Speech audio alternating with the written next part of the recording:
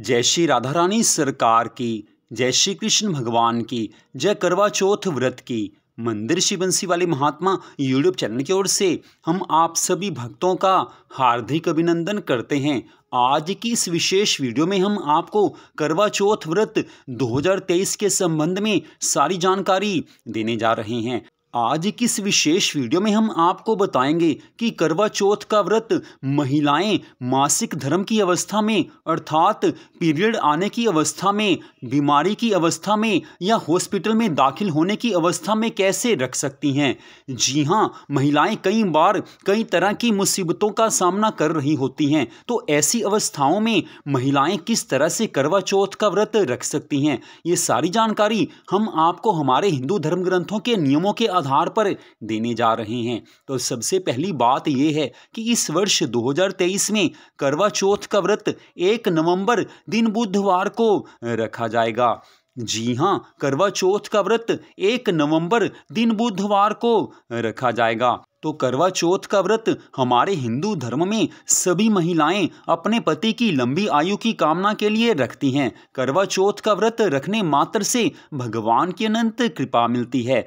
तो बीमार होने पर या मासिक धर्म में या हॉस्पिटल में दाखिल होने पर कोई महिला कैसे करवा चौथ का व्रत रख सकती है, ये अब हम आपको यहाँ पर बता रहे हैं। सारी जानकारी आपको अच्छे से दी जाएगी। फिर भी वीडियो देखने के बाद कोई आपके मन में प्रश्न आ जाए तो आप कभी भी फ़ोन करके हमसे सारी जानकारी ले सकते हैं। तो सबसे पहली बात यह है कि कोई महिला करवा चौथ के व्रत के दिन हॉस्पिटल में दाखिल हो तो वह करवा चौथ का व्रत कैसे रख सकती है, उसके बारे में हम आपको यहां पर बताने जा रहे हैं। तो कोई करवा चौथ के व्रत के दिन महिला हॉस्पिटल में दाखिल है तो सीधी सी बात है, करवा चौथ के व्रत के दिन हॉस्पिटल में दाखिल महिला नहा नहीं सकती और किसी तरह से भी व्रत का पालन नहीं कर सकती। लेकिन यहाँ पर हम आपको बता रहे हैं कि उसे कैसे व्रत का पालन करना है। तो जो महिला करवा चौथ के व्रत के दिन हॉस्पिटल में दाखिल है उसे ये चाहिए कि घर से थोड़ा सा गंगा जल मंगवा ले, उसे अपने शरीर पर थोड़ा सा छिड़क लें। और मान लीजिए गंगा जल घर में नहीं है तो साधारण पानी भी आप अपने शरीर पर छिड़क सकते हैं।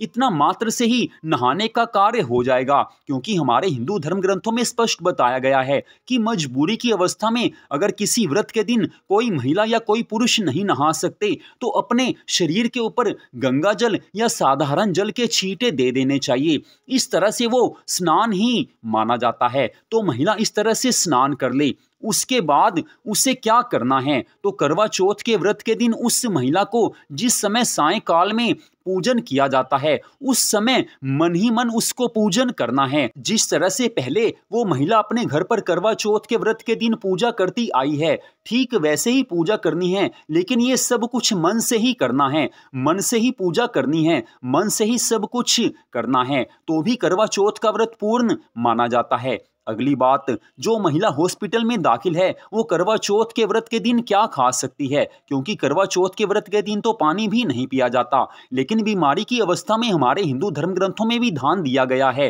कि ऐसी महिला करवा चौथ के व्रत के दिन दवाई भी ले सकती है, पानी भी पी सकती है और फल खा सकती है। जी हाँ, ये सभी चीजें महिला ले सकती है। इससे उसके करवा चौथ के व्रत के ऊपर कोई भी गलत असर नहीं आएगा। करवा चौथ का व्रत संपूर्ण माना जाएगा।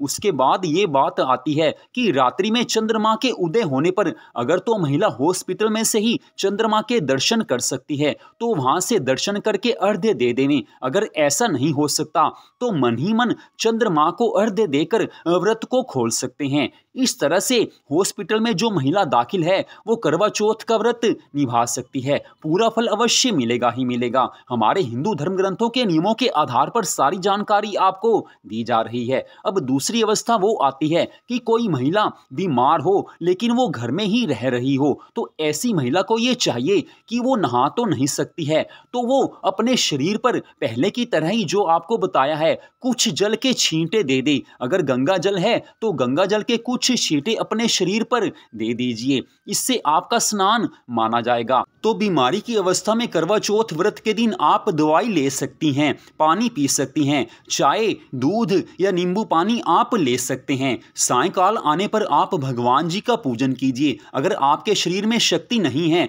तो आप मन ही मन भगवान जी का पूजन कीजिए, तो भी आपको करवा चौथ व्रत का पूरा फल अवश्य मिलेगा ही मिलेगा। सायंकाल में अर्थात रात्रि में चंद्रमा के उदय होने पर चंद्रमा को आप अर्घ्य देवें, उसके बाद आप व्रत को खोल लें। तो बीमारी की अवस्था में इस तरह से करवा चौथ का व्रत रखा जाता है। सबसे विशेष बात यही है कि करवा चौथ के व्रत में बीमार महिला नहाने की जगह अपने शरीर पर कुछ जल के छींटे दे दे या गंगा जल छिड़क ले। उसके बाद आप दवाई आदि ले सकते हैं, इसमें कोई मनाही नहीं होती। पानी, दूध, चाय या नींबू पानी आप ले सकती हैं। सायंकाल में भगवान जी का पूजन कीजिए। अगर शरीर में सामर्थ्य नहीं है तो मन ही मन भगवान जी का पूजन कीजिए। रात्रि में चंद्रमा के उदय होने पर चंद्र दर्शन करके अर्घ्य देकर व्रत को खोल लीजिए। तो इस तरह से करवा चौथ का व्रत रखा जा सकता है। अब तीसरी अवस्था वो आती है कि किसी महिला ने करवा चौथ का व्रत रखना है, लेकिन उसका मासिक धर्म का वो समय चल रहा है, या करवा चौथ के व्रत के दिन ही मासिक धर्म हो जाए अर्थात पीरियड का समय आ जाए। तो उस महिला को कैसे करवा चौथ का व्रत रखना है, तो उसके बारे में हम आपको यहाँ पर बता रहे हैं कि ऐसी महिला को ये चाहिए कि सुबह नहा धोकर पवित्र हो जाएं। मन में यही निश्चय करें कि आज मुझे पूरी श्रद्धा भावना से करवा चौथ का व्रत रखना है। तो सुबह ही आप भगवान श्री राधा कृष्ण जी को माथा टेकिए, उनके चरणों में प्रणाम कीजिए, भगवान से कह दीजिए कि हे प्रभु, आज मुझे करवा चौथ का व्रत अच्छे से निभाना है। अब मेरे शरीर की जैसी अवस्था है वो आप जानते हैं, लेकिन मुझे करवा चौथ का व्रत पूरी श्रद्धा भावना से रखना है। इस तरह से भगवान से प्रार्थना कीजिए। जो सुबह सरगी के नियम का पालन कीजिए। सरगी जो आप अपनी वहां की परंपरा के अनुसार खाते हैं उससे खा लीजिए। दिन भर आप व्रत पूरी श्रद्धा भावना से रख लीजिए। तो अब बात आती है करवा चौथ के व्रत के दिन सायंकाल में पूजन की। तो श्रीमद् भगवद गीता में भगवान श्री कृष्ण जी ने अर्जुन को एक श्लोक में कहा था कि हे अर्जुन, जब कभी ऐसा धर्म संकट उपस्थित हो जाए कि क्या करना है क्या नहीं करना, उस समय सब धर्मों के सहारे को छोड़कर केवल मेरी शरण में आ जाओ, मैं तुम्हें सारे पापों से मुक्त कर दूंगा, तुम चिंता मत करो। तो श्रीमद् भगवद गीता के इस श्लोक के अनुसार आप सायंकाल में पूरी श्रद्धा भावना से स्वयं भगवान जी का पूजन कीजिए, करवा माता का पूजन कीजिए, भगवान श्री गौरी शंकर जी का, गणपति जी महाराज जी का पूजन कीजिए। किसी भी चीज को स्पर्श करने की कोई भी मनाही नहीं है। ये श्रीमद् भगवद गीता के एक श्लोक के नियम के अनुसार हम आपको बता रहे हैं।